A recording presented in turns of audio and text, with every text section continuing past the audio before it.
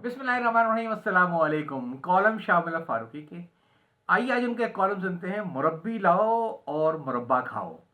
ये कॉलम 5 फरवरी 1999 को शाये हुआ था। आइए सुनते हैं।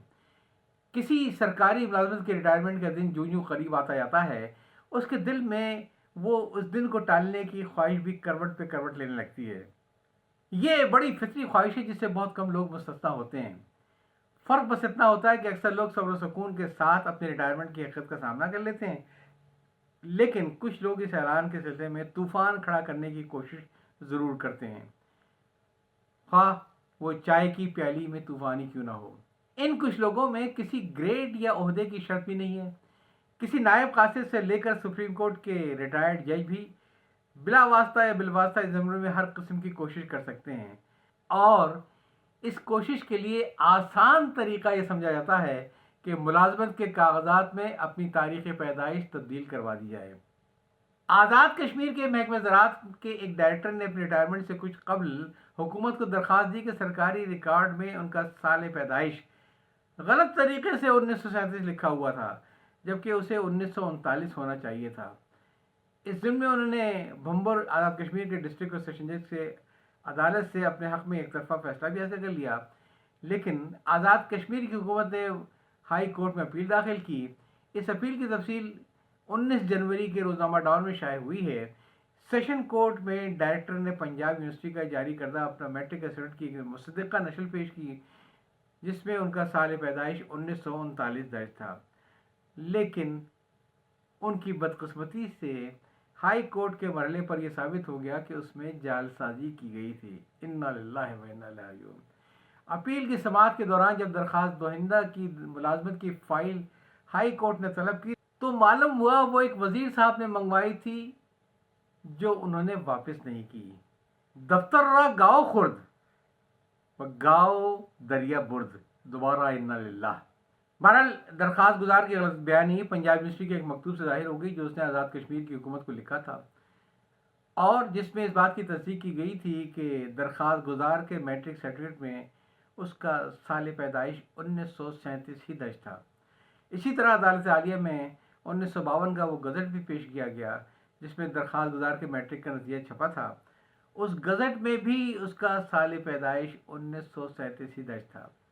दरख्वास्त गुजार के खिलाफ हुकूमत की अपील मंजूर करते हुए हाई कोर्ट के फाजिल जज ने एक असूली बात कही कि हुकूमत की अदलिया में किसी को इख्तियार नहीं है कि वो सेकेंडरी स्कूल के सर्टिफिकेट में दर्ज किसी की तारीख़ पैदाइश को तब्दील कर दे। अदालत का इख्तियार या मुदाखलत उस वक्त पैदा होता है जब तालीमी बोर्ड या यूनिवर्सिटी अपने सामने बर वक्त पेश किए गए कागजात को नज़रअंदाज करके मामले का तस्फिया गैर कानूनी या मनमाने तरीके पर कर दे। फाजिल जज ने लिखा कि अपनी रिटायरमेंट की तारीख पर पहुँचने से कुछ पहले बाद सरकारी मुलाजमीन मुतल्लिका महकमे की मिलीभगत से अपनी तारीख़ पैदाइश को तब्दील करना या करवाना शुरू कर देते हैं। हालांकि ये अमल न सिर्फ कि गैर कानूनी है, बल्कि ये हुकूमत के लिए इंतज़ामी मसाइल भी पैदा कर देता है। इससे सरकारी मुलाजमीन के दरमियान मुकदमेबाजी की गैर कानूनी जंग का सिलसिला शुरू हो जाता है। हुकूमत की अपील मंजूर करते वक्त अपने फैसले के आखिर में फाजिल जज ने लिखा कि रिटायरमेंट के बाद मुलाजमत में रहने के और भी बहुत से उम्दा और कानूनी तरीके हैं। हमारे आज के कॉलम का मौजू हाई कोर्ट का यही जुमला है। इस खबर को पढ़ने के बाद मैं सोचता रहा कि रिटायरमेंट के बाद मुलाजमत में रहने के बहुत से कानूनी और उम्दा तरीके क्या हो सकते हैं, जिन्हें यकीनन बावकार भी होना चाहिए।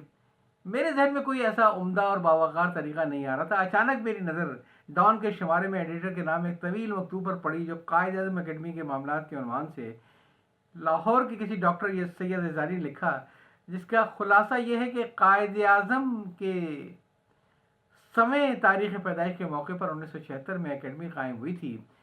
इसके पहले 2 डायरेक्टरों का तकर्रुर एकेडमी के बोर्ड ऑफ डायरेक्टर्स ने तमाम कवायद और ज़वाबित को मलहूज़ रखते हुए किया था, जो ऐसी आला आसामियों पर फायद होते हैं। ये दोनों डायरेक्टर्स मुमताज़ शहरियों और स्कॉलरों में से मुंतखब किए गए थे। ये दोनों जदीद जनूबी एशिया की तारीख़ के मुस्तनद आलिम थे। इसके बाद 1993 से तबाही शुरू हुई, यानी 2 साल तक इस ओहदे पर आसार कदीमा के माहिरीन मामूर रहे, जिनका असल मजमून ज़माने कदीम की बाक़ियात और खंडर वगैरह था। उसके बाद उर्दू के एक ग्रेड 18 के लेक्चरर को इस ओहदे पर फायज किया गया, जिन्होंने कभी इस एकेडमी की शक्ल भी नहीं देखी थी। मज़ीद दिलचस्प बात यह है कि जनूबी एशिया की तारीख तो एक तरफ, वो तो मुबैना तौर पर उन अगराज़ व मकासद से भी नावाकिफ़ थे जिनके लिए एकेडमी कायम हुई थी। बहरहाल अपने ताल्लुकात की बिना पर वो ग्रेड 18 से छलांग लगाकर ग्रेड 20 की इस असामी यानी कायदम एकेडमी के ओहदे पर फायद रहे। इस दरमियान में उनकी कारकर्दगी और एकेडमी के अमले के साथ उनके सलूक का तस्करा कुछ डॉन के मकतूब में किया गया है, लेकिन वो सारी बातें हमारे कॉलम के हदूद से बाहर है। बहरहाल जब मज़कूरा डायरेक्टर रिटायर हुए तो आर्जी इंतज़ाम के तहत जदीद इल्मी तकाज़ों की इस एकेडमी को एक बार फिर कदीम आसार के महकमे के सरबराह के सुपुर्द कर दिया गया। लेकिन इसी असना में रिटायर हो जाने वाले मज़कूरा डायरेक्टर भी रिटायरमेंट के बाद मुलाजमत हासिल करने के कानूनी और उम्दा और बाबरुमंदाना और बावकार तरीके को तलाश करते रहे। आखिरकार मकतूब निगार के मुताबिक 1 साल घर पर बैठे रहने के बाद इस्लामाबाद में वज़ीर-ए-आज़म सेक्रेटरीट में अपने ताल्लुकात के सहारे वो जनूबी एशिया की जदीद तारीख के मुमताज़ और सीनियर अरकान को पसे पुश डालकर एक बार फिर कायद-ए-आज़म एकेडमी के ओहदे पर फायज होने में कामयाब हो गए, जहां वो अभी तक तैनात हैं। ये सब कुछ बयान करने के बाद एकेडमी के बोर्ड ऑफ डायरेक्टर्स और उसके चेयरमैन को उनके कानूनी अखलाकी फ़राइज़ याद दिलाए गए और कहा यह गया कि तक़सीम हिंद की इस जद्दोजहद हिंदुस्तान, पाकिस्तान और बरतानिया की मुसलत की हैसियत रखते थे, जिसके तीनों में से 2 अजला हिंदुस्तान और बरतानिया ने अपने नुक़्ता नज़र से अपने रिकॉर्ड मुकम्मल करके फारिग हुए।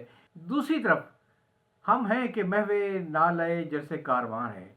ताहम ये पदनुसा हमारे कालम की हदूद से बाहर है, लेकिन इस तरह मकतूब से हमें ये मालूम हो गया और जिसे हम अपने क़ारीन को बताने में बड़ी खुशी महसूस कर रहे हैं कि रिटायरमेंट के बाद दोबारा मुलाज़मत हासिल करने का उम्दा तरीक़ा, जो यकीनन आबरूमंदाना भी है, वो है वज़ीर-ए-आज़म सेक्रेटरीट में आपके ताल्लुकात का। इसके लिए ज़रूरी नहीं है कि वज़ीर-ए-आज़म नवाज़ शरीफ ही हों। वो नवाज़ शरीफ भी हो सकते हैं, बेनज़ीर भी हो सकती हैं और कोई भी हो सकता है। यानी ज़माना कोई भी हो, वज़ीर-ए-आज़म कोई भी हो, बस बात वही है कि मुरब्बी बयारो मुरब्बा बखुर और बेचारी कायद-ए-आज़म एकेडमी।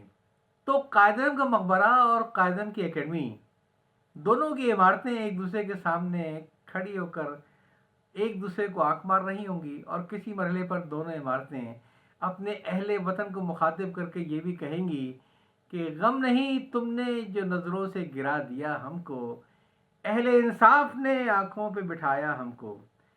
लेकिन खुदा जाने ये अहले इंसाफ कहाँ पाए जाते हैं। बहरहाल 2 जहां में कहीं भी पाए जाते हैं, उन्हें हमारा सलाम पहुँचे। कॉलम आप सुन रहे थे मुरब्बी लाओ और मुरब्बा खाओ। ये कॉलम 5 फरवरी 1999 को जारी हुआ था। इजाज़त चाहता हूँ, अल्लाह हाफ़िज़।